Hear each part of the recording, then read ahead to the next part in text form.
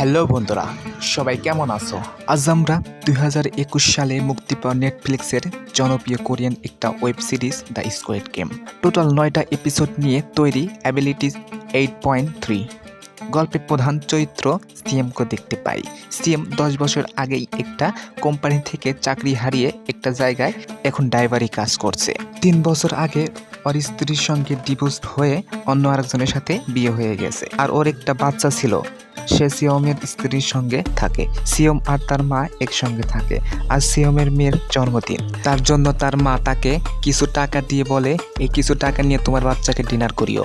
আর সিওমের একটা বাজে জুয়া খেলার অভ্যেস ছিল। এই বলে সিওমের মা ঘর থেকে বেরিয়ে যায়। তখন সিওম তার মার একটা এটিএম কার্ড নিয়ে ব্যাংকে থেকে সকল টাকা তুলে ফেলে। তারপর সে একটা জুয়া খেলার জন্য একটা ঘোড়ার রেসে যায়। তখন কয়েকবার খেলা হেরে যাওয়ার পর অবশেষে একটা জুয়ায় জিতে যায়। সেখানে টাকার পরিমাণ ছিল বাংলাদেশের টাকায় প্রায় 3,26,000 টাকার মতো। সিওম প্রচণ্ড খুশি হয়। ক্যাশ কাউন্টার থেকে টাকা তোলার সময় ক্যাশ কাউন্টারকে কিছু টাকা উপহার দেয়। বাইরে বের হওয়ার পর সে দেখে কিছু লোক তাকে ধরার জন্য আসছে। সিওম তাড়াতাড়ি আবার ভেতরে ঢোকে এবং দৌড়াতে দৌড়াতে পালানোর চেষ্টা করে, কিন্তু অবশ্যই তাকে ধরে ফেলে। আসলে লোকগুলো সিএমের কাছে অনেকগুলো টাকা পায়, সেই টাকাগুলো নিতে আসছে। সিএম বলে, আজ আমার কাছে অনেক টাকা আছে।